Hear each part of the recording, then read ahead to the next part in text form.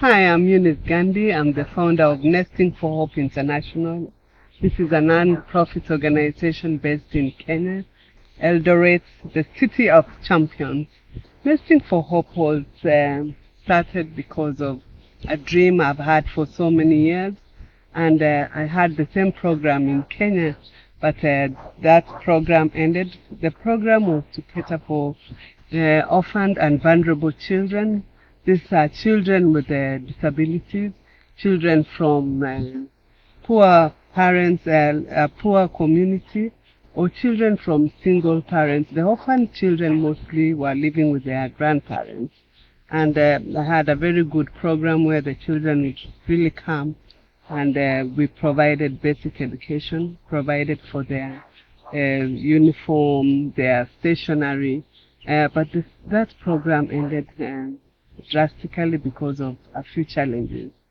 But after 10 years now, the same dream has come back. And I would say that this is because of my children who are still back in Kenya. My son is so social. My son gets involved so much with the children around where they live. And so many times he would identify children with challenges. Some was about school fees, and he would request me to help their mothers to pay school fees. He would really explain, these are poor children, their father is no longer there, and it's only their mom who is struggling. Mom, help them. And maybe I would pay. Some would be a child who is hurt from maybe a burn through an accident, and I would end up paying for their medical cover. One that really empowered me to go back to this is a boy called Avi. This is the same boy. He asked me to buy him a school uniform, and I bought him the school uniform. I think that time he was in grade 6. And then when Avi reached grade 8, where now you do exam for primary so that you go to high school, he passed, and the mother couldn't really cater for him. So Shannon called back and asked me to help in buying for him the uniforms for school, for high school. He asked me to help buy stationery and help the mother pay the beginning fee. So I was almost saying no, but he really took me into it and told me, Mom, you helped him before. Let's help him. If you see him, you really love him. Even if you want, I'll get you a video of him. And for sure, I said, let me do it. And I was able to do what Shannon had requested me, but he never ended there. Shannon had started playing soccer when he was only 4 years. Now he's 16, and when he's not playing, he involves children between 5 years and 12. So he has his own small group of almost 20 children. They come and play soccer, so every day he talks about it. He would ask me, Mom, I would like us to have a snack after the game. So I end up doing that. Apart from my son, I have my daughter also. Her programs are mostly going to school where she gives talks. Her talks are mainly on drug abuse. She talks to girls about healthy lifestyle. She talks about diet. And out of this, many schools reach to her to go and do this program. And because she volunteers, she ends up reaching out to me to help her. So with things like transport and everything. So together they are so involved in the community, which I really like. And because of that, I felt it's like they are reminding me to go back to doing what I was doing. Because I'm not able to do it alone, I decided to talk to friends here in America. And because I'd seen the after-school program, which is doing so well here, I felt that was the best program we can have. Nesting for Hope is endeavoring to continue with the same program. Like we want to set up an after-school program so that these children will be able to be catered for when they come to the center. We'll be able to cater for children who are already in school, and even cater for those children. Maybe they've not gone to school because of fees, because of the uniform. One thing this might not be understood by many, in Kenya we still have school uniform. Children have to go to school with a full set of uniform from head to toe. If children are supposed to have short hair, all of them will have short hair. If they are supposed to be plaited, they'll do that. So you find so many children are turned back from school because they don't have either a sweater or they don't have shoes, they are looking untidy. So these are the children we want to help. We want to help them have a school uniform. We want to also help them with the feeding program. Most of these children, you'll be walking around and you find their children playing during school time. When you ask them, why are you not in school? Oh, we couldn't go to school because our mom did not have food for us. We didn't have dinner. We didn't have breakfast. So mom decided to let her stay at home. Some would be a 12-year-old whom the mother would decide, let her be the nanny while she's going to look for money. And the kind of jobs these parents get are the daily jobs, whereby you go and work that day, you get like $2, maybe the highest could be $3. Tomorrow they are not able to get it. They might stay for another week before someone calls them to go and do such contract jobs.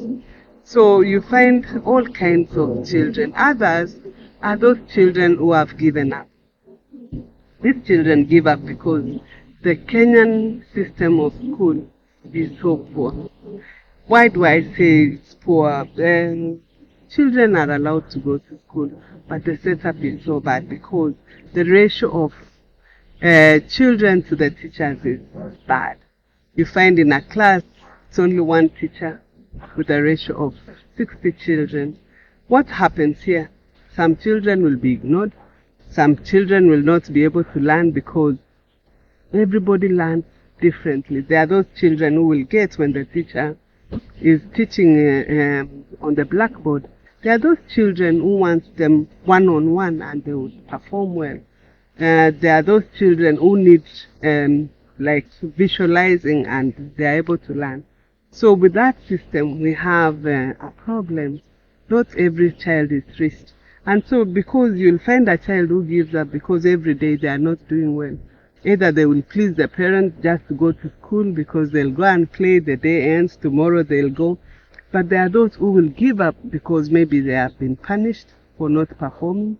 The parents will be punishing them, the teacher would be punishing them because they think they don't want to learn, but instead it's because nobody is really getting where the problem is. So you find these children end up going to the streets. They go to beg. They go and play. We have cyber places where people have opened for business. These children would rather go and pay for that and play there. So we lose them at a very young age. But with Nesting for Hope, with the programs we are introducing, we will be able to capture them and have them come to the center where they'll have all these programs, where it will help them. So our main objective is to empower these children through basic education, through skill training, mentorship programs. We want to also have an environmental awareness program where we will really want the children to learn many other things to do with environmental activity. We will also have mentorship programs, where these children will be able to have a mentor. So we are going to connect an adult as a mentor and a mentee child who is coming from a single parent, who is orphaned and they don't have parents. So these children who have missed someone to guide them, to lead them, and to show them the way, we are going to help them, to guide them and put them in the right direction. The other main thing we are going to do also is the feeding program. Remember I said there are those children who will stay at home because they did not have food. So with the feeding program, we'll be able to give them like 2 meals if it's a full day, because during the day we endeavor to really start maybe from 12 all the way to 7 p.m. So when we do it at 12, we are catering for the younger ones. When we do it all the way to 7, we are catering to the older youth. So we'll be able to provide for them meals, 2 meals a day. So this is a program that will also really encourage them. Any child who knows they will find something to put in their stomach, they will always appear there. From there, they'll be able to practice or put their hands on different activities. So what are these programs? The programs we are having, we are trying to have a maths club. This maths club will help these children who have not gotten the concept to be tuitioned by teachers, professional real teachers. We have a science club. We'll have the English club, where we'll have children doing their literature. We'll have them having to read books. That's why we'll have a book club also. And poems. This one will really, really give them confidence in their speaking skills, communication skills. It will also give them self-esteem. When we talk of these subjects, we also remember that we have subjects that will help them develop skills. This is music. So in the music club, we are going to really endeavor in having all different kind of instruments so that children can practice. We'll start with our own cultural instruments, because Kenya being a country with 42 tribes, we have different cultural instruments. So we are going to start with our own traditional instruments, and then from there now we come to things like piano, we have the guitar, we'll have drums. So these children will practice for that. Apart from that, we are going to have the art and craft club also, where the children will learn painting, coloring. They are going to do things with their hands. And then apart from that, we are going to have the science club. And in this science club, I'm really thinking of things that they don't get in a normal school. Things like the science of the sky. I want these children to learn different planets. We don't get that. So with that, we want to really have the learning materials that will help them to really understand that.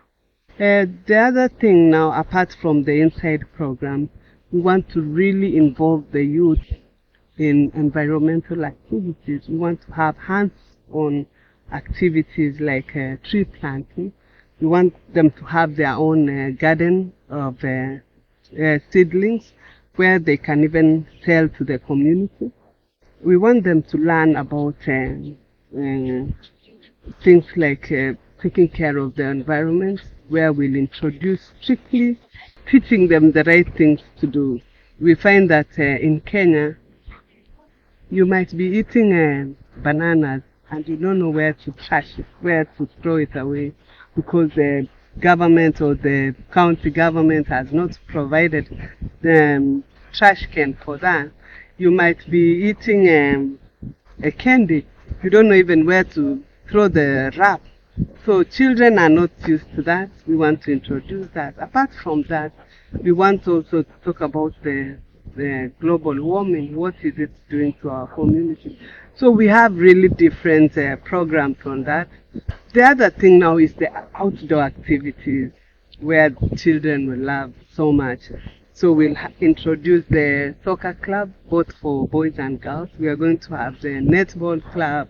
We are going to have volleyball. These are sports that really the children would love. Not forgetting that Eldoret is the city of champions, where all the marathoners come from. So we are going to really, really help young children develop themselves at an early age to pick the sports they like. So with all these programs, the children will be able to put their hands on each of them, and out of that they'll be able to pick one that they'll be very good at. So what is this program helping? This program is helping to remove this poor child from desperation and hopelessness to a state of having. We are able to remove this child from being miserable and just looking at poverty, but to have high self-esteem and confidence. Well, we are also giving hope to the parents who have already lost hope. We already see this on the ground because children are already like asking what else are they going to do, when are they going to have the programs. We see it from the parents, the mothers. We meet the mothers and they are so excited. They are like, oh, thank you so much, you've really helped us. When children come for those programs, they come home when they are so happy. But when they are just here, we fear. So it's like we have created a safe place for the children where it will really, really stop them from indulging in dangerous activities. Because we've seen that most of them will go into drugs, they'll start doing criminal activities, and some of them even start having alcohol at an early age, and some of them also go into early child labor. So you find someone employing a 16-year-old or a 15-year-old to take care of their animals, which is really, really wrong. So with the after-school program, we are going to really help the community in general and the child in general. So our main goal for now is to have a real center that it will cater for these children, because we realize that slowly as we started, many children are now coming in. So our goal is to have our own land where we will build our own center with all the programs that we've said.